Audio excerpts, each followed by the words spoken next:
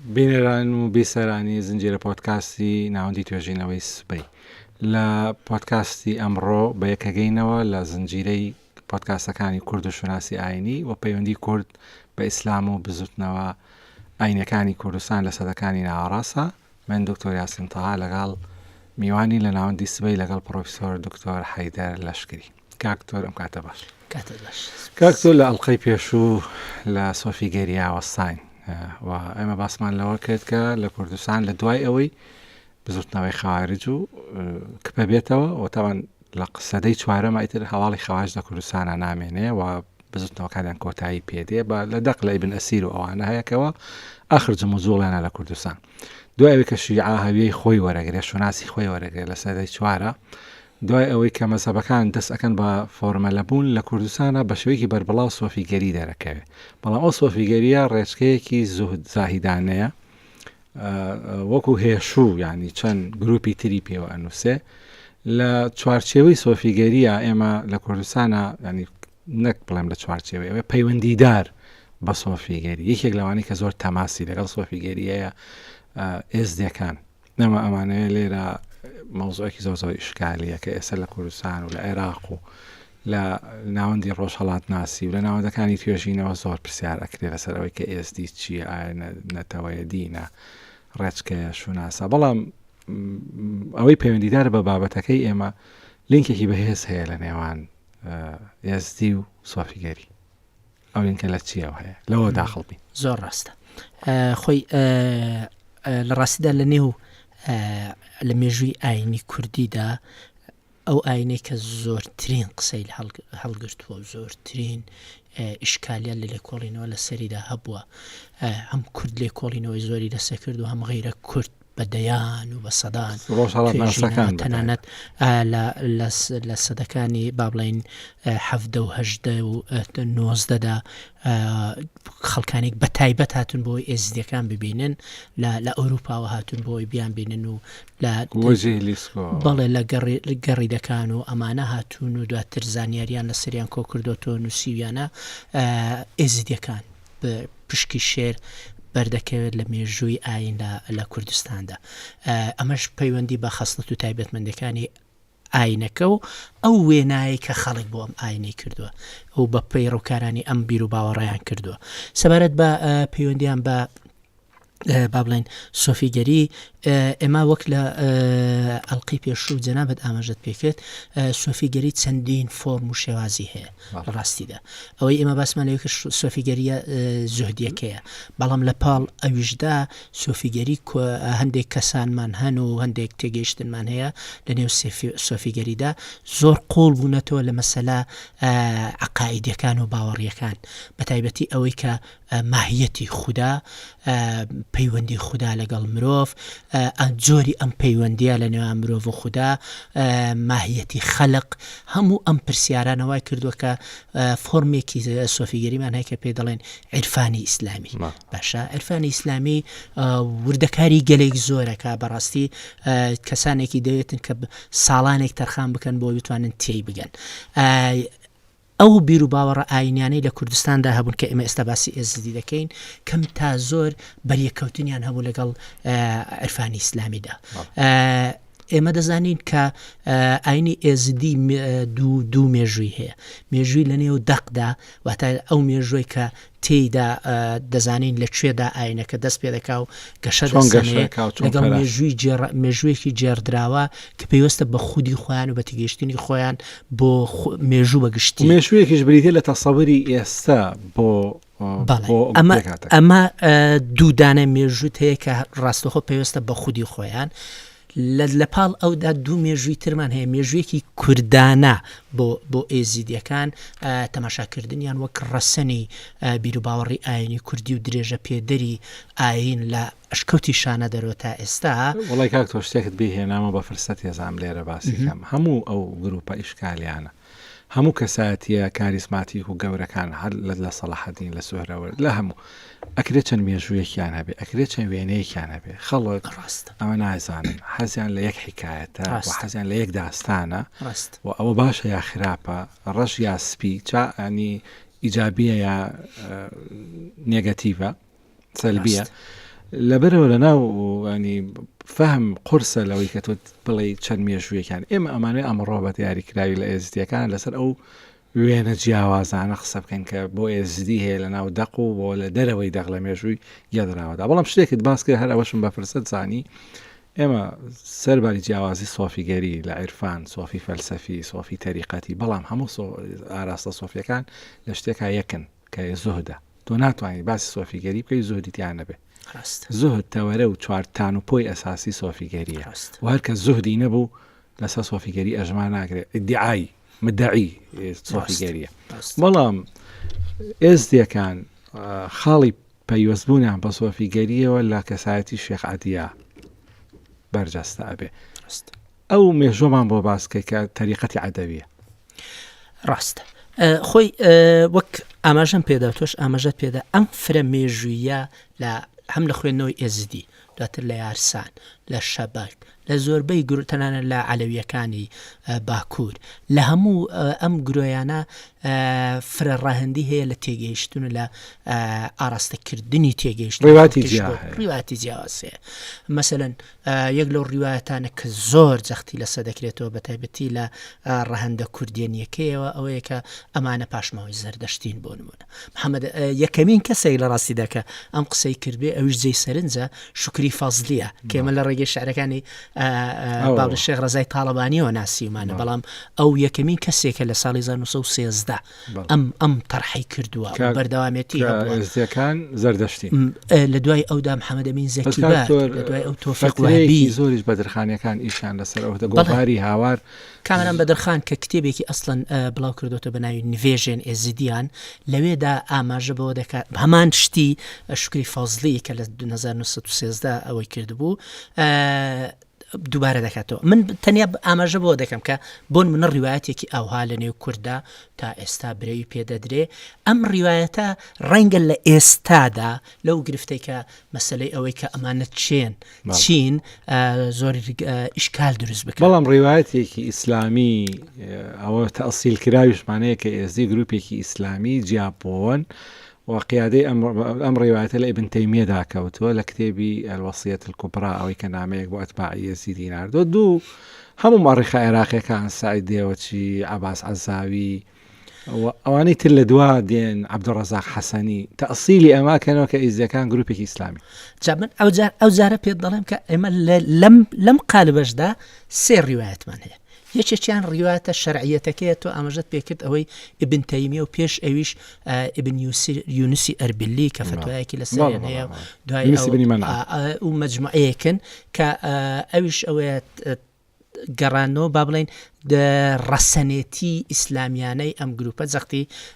لێ دەکەنەوە لە ڕێگەی ڕەسەنێتی شێخ عەدی لە نێو کولتوری نەریگەرای ئیسلامیدا. ڕیوایەتێکی با بڵێن ڕیوایەتی دووەمیان ڕیوایەتی سۆفیانەیە بۆ شێخ عەدی. باشە ئەمەش بریتە لە ڕیوایەتی بۆ منە عەسقەلانی کە یەکەم کەسێک هاتووە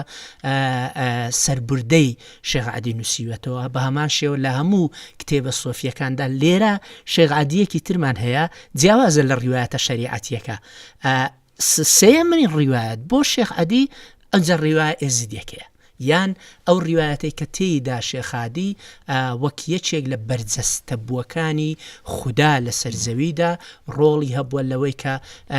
لە نوێکردنەوە و ریفۆرم لە نێو ئێزدیدا و جارێکی تر داڕشنەوەی ئەم بیر و باوەڕە. ئەوەی کە لە هەر سێکیاندا گرنگە ئەوەیە کە کەسایەتێک هەیە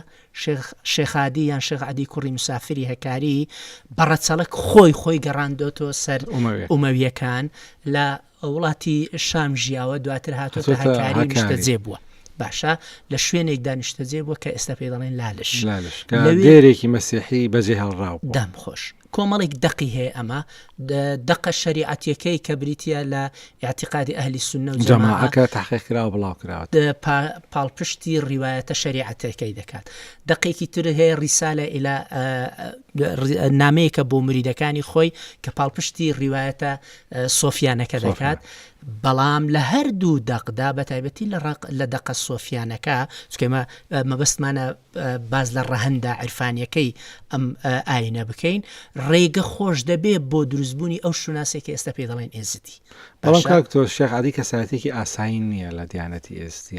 تۆ ناتوانانی ئێزیاتی بکەی بەبێ ئەوەی بچتە سەر گۆڕی شێخ عەلی و بەبێ لالش ئێزیاتیدا نابەسرێ. ئێمە پۆدکاستەکەمان و ئەڵقەکەمان لەسەر کورد و شوناسی ئاینیەوە لەسەر بە تەحدید بزوتنەوە و گروپە ئاینەکانی ناو کوردستانە و ئێزدیەکان. ئێمە لێرە پێویستمان بەوە هەیە خەڵکی ڕەنگە نەزان لەبەرەوە مەسەلا لە ئادی شێخ عەلی ناوەکەی بە ئێزدی گۆڕا. شێخ عەلی هاوڕێتی عەبدولقادری گەیلانی کردەوە لە سەفەری حەجاوە زۆر ستایشی یەکیان کردەوە. شێخ عەلی کاتۆتە هەولێر لە ڕێگەی چوونی بۆ مۆسڵ ئیبن مستەوفی ئەگێڕێتەوە کە خەڵک زۆر هێرشیان کردە سەری بۆی ببین تەبەڕوکی پێ بکەن و ئەڵێ حاکمی هەولێر ئەوەی کرد ینی شەبەکەیەکی ئاسنی دانا لە نێوان لە پەنجەرەوە خەڵک بەوەی بیبینن و دواتر ئەچێتە هەکار کە نیشتەجێ بێ کاکتۆر لێرە ئەولین کە زەردەشتەی دروست ئەبێ گوایە قسەیەک ڕێوایەتێکی تر هەیە لە مێژووە ئەو کوردانەی لەوێن کوردی تیراهی یاخود ئەو کوردانەی لە لالش و لە هەکار بڵاوبوون لەژێر کاریگەری زەردەشتیان ماون دوای شێخ عەلی ئەکەون ئاوێتەیەک لە نێوان کولتوری کۆنیان و ڕێچکەی نوێیان دروستە بێ. ڕاست من لە ڕاستیدا هەوڵم داوە لێکۆڵینەوە زۆر لەسەر ئەو بابەتە بکەم هیچ ئاماژەیەک بۆ هەبوونی زەردەشتی لەم شوێنەدا نییە بەڵام ئاماژە بۆ هەبوونی بیرروباوەڕێکی جیاواز لەوێدا هەیە. تامان ئەمە لە دەقە ئیسلامیەکان کەمتر ئاماژەی پێکراوە بەڵام لە دەقە سریانیەکان ئێمە کۆمەڵی مێژونووسی سریانیمان هەیە ئاماژە بەوە دەکەن کە کوردە داسنیەکان جیاوازن بیرروباوەڕیان جیاوازە هەڵوێست و هەڵسوکەوتیان جیاواز. بەس کاکتۆ لە سیاقی ئامات و ئەگەر بڵێ کورد لە ژێر کاریگەری زەردەشتی بوون ئەمە لە مێژوای مشی ئەڕاتیان بەڵێ بەڵام بەڵام لە سیاقی تایبەتدا با بڵێن ئەوەی لە مێژووی ئاینەکان پێ دەڵێن دۆکترینیان بنەمای باوەڕی زەردەشتی بنەمای باوەڕی ئێزدی لە ئێستایاندا 100% جیاواز بەڵێ تێگەیشتنیان بۆ خەلق و بۆ خودا و مەلەک تاوس و پێگەی شێخادی وەک مرۆڤێکی نێوان خودا و ئەو کۆمەلگای کە باوەڕی پێەتی 100% جیاوازە لە تێگەیشتنی زەردەشتی. بەڵام ئەوە مانای ئەوە نییە کە دەشێ هەندێک ڕێگەزی زەردەشتی تێدا ببینیەوە کە ئەمەش پەیوەستە بەو قۆناغێکە و هێشتا با بڵێن لە سەردەمانێکی زوودا ڕێگەزی زەردەشتی ئەتوانی ئێستا لە ناو کۆمەلگای کوردیە زۆر ڕاستە. ئێستا بۆ نمونە لە ناو کورد بە کەسێک ئەگەر ماڵ و حاڵێکی هەبێڵەن گوێ ئاگر خۆ ئاگر یەکێک لە مقەدەساتی ئەوە سوێن دەخۆین بە ئاگر کورد زۆر عاشقی ئاگرە منطقەیەکی سا لەبەرەوە ئەتوانی لە ناو کوردستانیشا بۆ شوێندۆزی سەواری زەردەشتی بکەی دەست کە بە هەمان شوێ لە ناو ئێزدیەکانیش بۆیە لە ڕاستیدا لە چوارچێوەدانی ئێزدی بە زەردەشتی با بڵێن هەڵەیەکی زانستی بەڵام ئەوە زیاتر محاولێکی استشراقی بوو بڵێن گوتاری ناسیۆنالیستی ئیشی زۆری لەسەر کرد ئەو بەدرخانەکان زۆر ڕۆڵانتیە لە گۆڤاری هاوار فترێت بە هەمان شێوە لە چوارچێوەدانی ئێزدی بەوەی کە گروپێکی ئیسلامی هەڵگەڕاون ئەمەش لە ڕووی زانستیەوە لە ڕاستیدا هەڵێ حەزەکەم لێرە بە فرسەت هێزام ئاماژە بە ڕیشە و ئەرگۆمنتی ئەو کەسانە بکەین کە ئەو بۆچوونیان هەیە کە مؤرخە عێراقیەکان و ئیسلامیەکان ئەوە لەوە هاتووە کە شێخ عەلی کەسایەتێکی موسڵمانە ڕاست و کەسایەتێکی ناوداریشە لە ناو ئیسلامەوە حتا ئەڵێن ئەگەر وتراوە ئەگەر پێغەمبەرایەتی بە عیبادەت بەدەست بهاتە عەدی کوڕی مەسا ئیبن تەیمیە کە باسی عەدی کوڕی مسافرە کاڵەکانە من ئەکابیری ئەولیاء الله الصالحین باس لەوا کرێ کە ڕۆژ بە ڕۆژوو بۆ شەو نوێژی کردووە و ینی وێنەیەکی زۆر ئەفسانەی هەیە لە ناو سۆفی گەریە ئەمە لەوە هاتو دوو زۆر کەس هەوڵانداوە ناوەکە ینی بەکار بێن کە ئەمە ئێزدی نییە ئێزیدیە و ڕەبتیکەنەوە بەتابێت لە ناو توراسی ئێزدیشە هەندێک ئاماژە هەن کە پەسەنی ئومەویەکان ئەبینن ستایشی یەزید ئەکەن لە سیراعی ئیسلامی عەلی و معاویە مەسەلەن مەیلیان بۆ تەرەفی ئومەویەکانە مەیلیان بۆ معاویە ئەمە یەکێکە لەو یارمەتی بینای لەسەر ئەوەمان لەبیر نەچێت دکتۆر یاسین لە کولتوری سۆفیگەری دوای قۆناغی زوهد کە قۆناغی تەریقەتی سەرهەڵدەدا خۆگەڕاندنەوە بۆ سەر ڕەسەنێکی ئیسلامی زۆر باو دەبێ بەڕاستی. ئێمە ئێستا بەدەگمەن لە پانتایی کوردیدا شێخانێک دەبینینەوە، سەیدێک دەبینینەوە کە خۆیان نەگەڕێنەوە سەر پێغەمبەر یان ئەوانەی کە پەیوەندیان بە ئەوە هەیە. شێخادی و پێش ئەویش کە شێخێکی تری ئەو شێخ ئەبولحەسەنی هەکاریە کە یەکێکە لە سۆفیای زۆرنەری گەراکان خۆی بە قوڕیشی داناوە. شێخ عەدی بە ئەکیدی دەڵێ کە من قوڕیشی مەولە ئومەویەکانم. بە هەمان شێوە ئەم ڕەوتەیە بەردەوامێتی هەیە تا ئێستا و ئەو گرفتەی کە لە ئێستادا لەسەر ناسنامەی ئێزدی دروست دەبێ پەیوەست دەبێ بەوەی کە نوخبەیەکەیە کە خۆی دەگەڕێنێتەوە ئەم شوێنە خەڵکانێکی شێن کە بە ئاساییەوە بە زمانی کوردی قسە دەکەن و دەقەکانیان شتێکت باس کرد. خۆ ئێستی دیانەتێکی مڕەکەبە ئاڵۆسە جەنەبەی ئیسلام مەسەڵەن لەلایەش مەقامی عەبدولقادری گەیلانی هەیە، مەسەڵەن زەمزەم هەیە، هەندێک قوسی سۆفی گەران. ئێمە بۆچی لە سۆفیەوە چوینە ئێستی مەسەڵەن پەیکەری دیانەتەکە شێخ و میر و مرید و ئەوە ینی پەیکەرێکی سۆفی گەرانەیە، ینی سوودیان لە هەیکەلی تەسەووف وەرگرتووە بۆ داڕشتنی شوناسێک یاخود هەویەک. بەڵام بە شێوەیەکی گشتی ئێستا سێ ئاراستەی زۆر سەرەکی لە ناو ئێزدیەکان هەیە. من حەزەکەم تۆ لە ڕووی تەئسیلی تاریخیەوە زۆر بە خێراییش پێ ئاماژەمان پێبێ. هەنێ پیان وایە کە ئێزیاتی میلەتە نەتەوەیە دینە شتێکی جیاوازە، هەندێکیان پیان وایە ئێزیاتی عەرەبە بەتایبەت تەڕەفی شنگال، ئەمە وەلەو کەمینەشن بەڵام دەنگێکە مەوجودە و هەندێکی زۆر تاکی دەکەنەوە کە نا ئێزدی کوردی ڕەسەنە و ئاینی یەکەمی کورد ئێزدی بۆ کورد بیدایەت ئێزدی بۆ دوای بۆ ئیسلام. لەوەی ئەخیرەوە دەست پێکەم ڕاستی ئەوە گوتم ئەمە بەشێکە لە گوتارە ناسیۆنالیستیەکە. بەڵام ئەگەر بێت سەرواقع مێژوویەکە و لە شێخ عەدیەوە یان شێخ عەدیەوە دەست پێ بکەین نا ئەو وەختە ئەو فرە ڕەهەندیەی کە تۆ باس لێوە کرد لە ئاینەکە فعلەن هەمووی بەرچاو دەکەوێت. ینی شێخ عەدیە کە با بڵێن مریدی یان تەڵەبەی ئەبولوەفای کووردە هاو سەردەمی شێخ عەبدولقادری گەیلانیە سەفەریان کرد و متەئەسیرە بە شێخ ئەحمەدی غەزالی برای ئەبوو حامدی غەزالی لە مەسەلەی تەوحید و پەیوەندی خودا بە با بڵێن بە شەیتانەوە مەسەلەن متەئەسیرە بەو هەموو ئەمان پاشخانێکی تەواوی سۆفیگەریان پاشخانێکی تەواوی عرفانیانەی هەیە. بەڵام ئەمە ئەوەی کە گرینگە لەم بیر و باوەڕات ئەو جێی سەرنجە ئەوەیە کە چۆن ئەم هەموو تێگەیشتنە قوڵا چۆن ملی دەبێتەوە، چۆن شێخ عەدی کوڕی مسافری هەکاری دەگۆڕێ وەردەرچەرخێ بۆ شێخادیەک باشە. ئەوەی کە گرنگ بوو ئەوەی کە تۆ باس لێوە کرد ڕێک ئەمەی هێنا ئەو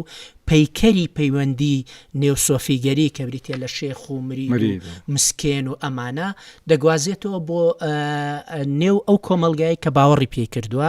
باوەڕیان پێ کردووە باشە واتە کوردە هەکاریەکان هە لە بەرەوەشە لە دەقا مێژوویەکانی سەردەمی خۆی بە شێخی کوردان بەڕوونی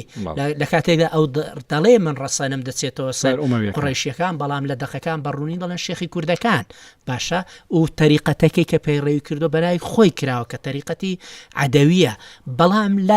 لە زەمینەی لالش و لە زەمینەی هەکاریەوەتە زەمینە کوردیەکەدا ئەم خەسڵەت و تایبەتمەندیە سۆفیانە بەرەبەرە وەکو خەسڵەت و تایبەتمەندی ئاینی سربەخۆ دەردەکەوێت.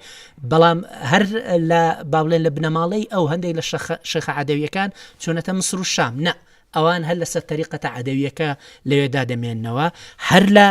ئەم ناوچەیەش ئەوانەی کە نزیک بە مووسڵ بوون هەر لەسەر تەریقەتە عەدەویەکە ماونەتەوە. لەبەرەوەشە دەبینی ئێستاش لقەیەک لە نێو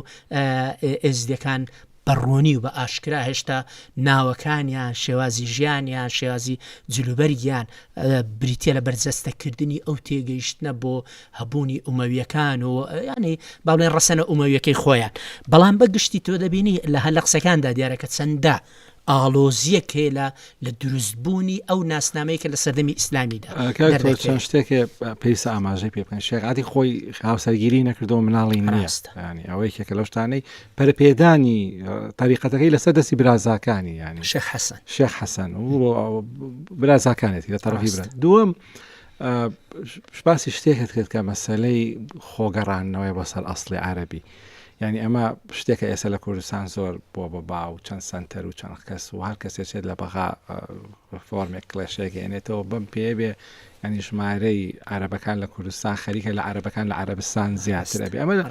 شتێکە ڕیشێکی مێژوویی هەیە حتا ئەگە سیرکەی بۆم لە سوهرەوەردیەکان ئەبرێنەوە سەر ئەبوو بەکری سەدیق هیچ کەسێک هیچ عەلامێکی کوردی نابینی حتا مەسەلا فترەیەک نەخشبەندیەکان لە کوردستان براونەتەوە سەر نعێمیەکانی دیالە خوان ئەمە هیچ بەڵگەیەکیشمان نییە بەڵام لە مەسادراوا براوە بۆ ئەمە ینی درێژەی ئەبێت و بۆ ئەو هاوەسە زۆرەی بەوەی کە تۆ خۆت بیتەوە سەر ئەسڵێکی عەرەبی من لە چەند باڵێنکارێکی خۆم ئەوەم تەفسیر کردووە بە بڵاوبوونەوەی شافعی لە کوردستان چکە لە کولتوری شافعیدا دەسەڵاتدار دەبێت ڕیشەیەکی عەرەبی هەبێ باشە کە ئەمە ڕێکسپۆڕی جەنابیشتە پێشکە هین سینواوەتێک زۆر نامێ ڕەنگە بیخەینە ئەڵقەیەکی تر بۆ ڕووی بکەینەوە بەڵام لێرە دەتوانین ئەوە بڵێن کە لە ڕاستیدا شێخادی دەویست کۆمیونەتیەک یان جوواکێکی سۆفیانەدا دروست بکات بە تێگەیشتنێکی سۆفیانە ئەم کۆمەڵگەی ئەوێ دروست بکات باشە پەیوەندێکی زۆر لە مەناقیبەکەی دیارێکە پەیوەندی لەگەڵ خەڵکەکە بەتابەتی لەگەڵ کوردەکە زۆر باش بووە بە کوردی قسەی لەگەڵ کردوون ئەوەی کە ڕۆڵی هەبووە بۆ ئەوەی کە ئەم قوار ئەم شوناسە جارێک با بڵێن ئەگەر وا دابنێن ئەمە قۆناغێکی نوێی مێژووی ئێزدیەکانە ئەم شوناسەیان بۆ دروست ببێ ئەوەیە کە ئەو تێگەیشتنە سۆفیانەکەی خۆی ملی کردوتەوە لەگەڵ شێخ حەسەنی با بڵێن جێنشینی ئەمە با بڵێن تەواو با بڵێن شوناسەکەی تەواو دەردەکەی شێخ حەسەن ئەومان لە بیر بێ کە متەسیرە زۆر بە محێدین ئیبن عەرەبیەوە باشە سۆفیگەری فەلسەفیە سۆفیگەریە فەلسەفیەکە بەڵام زەمینەیەکە خەڵکانێکی پاڵپشتی دەکەن لەبەرەوە تێگەیشتنە فەلسەفیەکەی وەکو با بڵێن بنەمای سەرەکی ئاین شتێک باسی کاگوتکە ینی گروپی ئاینی یاخود پێکاتەی ئاینی بە بەردەوامی بە درێژایی مێژووی پەرسەندنی شوناسەکەی ئەکرێ گۆڕانکاری بەسەرابێ ینی ئێزدیەکان لە تەریقەتێکەوە ئێمە ئەگەر بەو فەڕەسیە لە ڕێواتە ئیسلامیەکە وەرگری لە تەریقەتێکی زوهدیانەی لۆکاڵیانەوە پەراسێن بۆ تەریقەتێکی ئیسلامیانەی سۆفیانای فەلسەفیانە و دوای وردە و دە لەو سۆفیە فەلسەفیەشەوە شوناسێکی جیاوازتر وەرگێ کە بایی ئەوە مەتریال کۆکاتەوە کە هەندێک کەس بڵێن ئاینێکی سەربەخۆ و جیاواز و تایبەتیە بۆ هەموو گروپێکی تری ئاینی ئەمە ڕاستە تۆ ناتوانانی مەسەرەن ئەسڵێکی بڵێ ئەو ئەمادەم ئەسڵە مێژوویەکەی وایکاتە ئەوەیە یعنی ئەکرێ پەرسەندنی زۆری بەسەرات بێ ڕێکوایە گۆڕانکاری ئێزیدی ئەمە من وەگوتم ئەو مێژوە دەجێڕینەوە کە لەگەڵ شێخادیەوە دەست ئێستا سۆفیەکان لە زوهدەوە دەستیان پێکدو لە خەڵۆتەوە بەڵام ئێستا سۆفی هەیە ئێستا هەیە زۆر دەوڵەمەند مەسەلەن سەلەفیەکان وەکو ئەحمەدی کوڕی حەنبەل زۆر ناجۆر بوو لەگەڵ سوڵتان لەگەڵ عەباسیەکان چیرۆکی معروفە بەڵام حەنبەلیەکانی ئێستا لە سوڵتان یعنی وە زۆر نزیکن لە سوڵتان تۆ تەمەشا بکە هەر وێنەی ئیسلامیانە بۆ ئێزیدی چۆن لەوێەوە ئێمە تێدەگەین کە ئەم گۆڕانە چۆن دروست بووە ئیبن تەیمیە جەنابیشت ئاماژەت بێ کرد لە کتێبی وەسیەتەکەی ئەو لە ڕەسائلەکانیش بەگشتی ئەم خەڵکەی کە پاڵپشتیان لە شێخادی کردووە بە شێخپەرستی تۆمەتبار دەکات باشە کەسانێک کە پێیان وایە شێخ ئەڵقەی پەیوەندی ئەوانە لەگەڵ خودداوە تەنانەت چارەنووسی مرۆڤ پێچەوانی تێگەشتە سەلەفیانەکەی بۆ ئیسلام پێی وای تۆ ڕاستە خۆتوانی پەیوەندی لەبەرەوە تاوەکو ئیبن تەیمیە کە سەدەی هەشتا با بڵێن هەشتی کۆچیە شتێک نییە بە ناوی شەیتان پەرستی تا درەنگتر ئێمە یەکەمین فتوایە کە دژ بە ئەوان درابێ فتوای ڕسمی ساڵحی هەکاریە لە سەد با بڵێن لە سەردەمی کۆتای ئاقۆین و دەستپێکی ئەوەی کە ئیتیهامی لادینیانەکەن بەڵام هێشتا شتێک نییە بەناوی شەیتان پەرستی تەمەشا بکە تەنانەت لەو قۆناغەوەتە قۆناغی دەستپێکی هاتنی عوسمانی ئەوانە داسنیەکان وەکو خاوەن بیر و باوەڕێکی جیاواز تەعاملیان لەگەڵ کراوە بەڵام کوردێکی زۆر ینی لە دەقەکاندا ئاماژە بەوە دەکرێت کە نزیک بە ئەردەڵان ئەم ناوچەی هەمویان پەیڕەویان لە میر حسێنی داسنی کردووە کە میری ئەم ناوچەیە بووە کەواتە مەسەلەکە با بڵێن قۆناغبەندی کەواتە ئەتوانی لەمەوە تێبگەن کە ئێزدیەکان زیاتر لە مێژوویەکان هەیە زیاتر لە وێنەیەکیان هەیە بەشێکی پەیوەندی هەیە بە پێشینەی پێشینیان بەر لەوەی کە شێخ عەدی بناسن کوردی ئەو ناوچەیە کە تایبەتمەندیانەیە بەشێکی لەوەی کە لە دەوری شێخ عەدی کۆبوونەتەوە و کاکتۆ لە ڕەحالەکان زۆر باسیەوەکەن جەردەی و ڕێگری و خراپەکاری لەو ناوچەیە زۆر بەڵام کاتێک کە شێخ عەدی ئەچێەوە لە دەوری کۆبنەوە و لە دەوری برازاکانی کۆبنەوە بەرەو ساڵح بوون و ئیسلامەتی و باشبوون ئەچن ئەمە یەکێکە لەو شتانەی کە شێخ عەدی کردووە بە کاریزماتیکێکی گەورە لە ناو مێژوو لە ناو ئێزدیەکانیش اینجا ئەمە ڕێک دەمانباتەوە با بڵین تێگەیشتنە ناوخۆیەکەی ئەمە ئاینەزانانی ئەگەر دەچێت ناو تێگەیشتنی ناوخۆیی ئەم ئاینە فعلەن پەیوەندیەکی کۆمەڵایەتی جیاواز دروست دەبێ تەنانەت نەک لەگەڵ خودی خۆیان لەگەڵ دەرەوەی خۆشیان باشە شتێک دروست دەبێت پێ دەگوترێت سیستەمێکی پەیوەندی دروست دەبێت پێ دەگوترێت برای ئاخیرەتی کە تێیدا لە دەرەوەی ئەوەی کە تۆ با بڵێن ئێزیدیت مسلمانیت مەسیحیت دەکرێت کۆمەڵێک پەیوەندی زۆر مرۆڤانەت هەبێ لەگەڵ ئەوانی تردا تا ئاستی ئەوەی کە کەسێک دەکەیتە برای ئاخیرەتی خۆت دەتوانێت میراتگرت بێ واتە چەشنێک لە پەیوەندی مرۆڤانە دروست دەبێ کە ڕەهەندەکەی سۆفیانەیە لە ڕاستیدا بەڵام چی لێ کراوە ئاوا بە کۆمەڵایەتی کراوە یعنی بیر و باوەڕە ئاینیەکە بیر و باوەڕە عیرفانیەکە ڕێک سیستەمی کۆمەڵایەتی لەسەردا دەڕێژێتەوە شوناسێکی تازە دروست بووە ئاەت ئەسیلی ئەوە لە مێژوو چیەکە پێی وایە ئێزی نەخێر هەمیلەتەوە نەتەوەیەکی جیایە و دینێکی جیاوازە من پێم وایە ئەمە تەبان هەم بۆ ئێزیدیەکان و هەم بە زۆر گروپەکانی تریش خۆی دروستبوونی نەتەوە بەر لە هەموو شتێ بۆ ئەوە گرۆیەکی کۆمەڵایەتی یان ئاینی بە خۆی بڵێ نەتەوەیەکی جیاواز ئەمە گوتارێکی سیاسیە باشە یعنی ڕارێکی سیاسی ئێمە خۆمان وتەیەکی زۆر جوانی محەممەد ئەمین زەکی بەگ لە پێشەچی خلاصەی تاریخی کورد و کوردستان هەیە دەڵێت تا تورک نەیگوت تورکم عەرەب نەیگوت من عەرەبم کورد کەواتە پەرچەکردارێکی سیاسیە پێویستە بە ڕەوشی سیاسیەوە لەبەرەوە ئەوەی کە لە ئێستاشدا ڕوودەداتن بەشێکە لە ما لە ڕاستیە بەڵام ئێمە لە ڕووی مێژوویەوە ئاکەرەستەی ئەوەمان هەیە بڵێن ئێزدی نەتەوە مەسەن ئێزدی زمانێکی تایبەتی نییە بە کوردی دقەکانیان هەیە ئێزدی شوێنکەوتەکانیان کوردن شوێنکەوتەکانی شێخ عەدی کوردن بە ڕەچەڵک شنگالی لێ دەرچێ مەسەر هەندێک عەرەبی تێکەڵ بووە لە دوای هاتنی ماغۆل ئێزدی بە پەرزگاکان لە ناوچەیەکی کوردنشینایە ئێمە بەشی ئەو کەرەستەمان هەیە مەسەرەن بەم حاڵەوە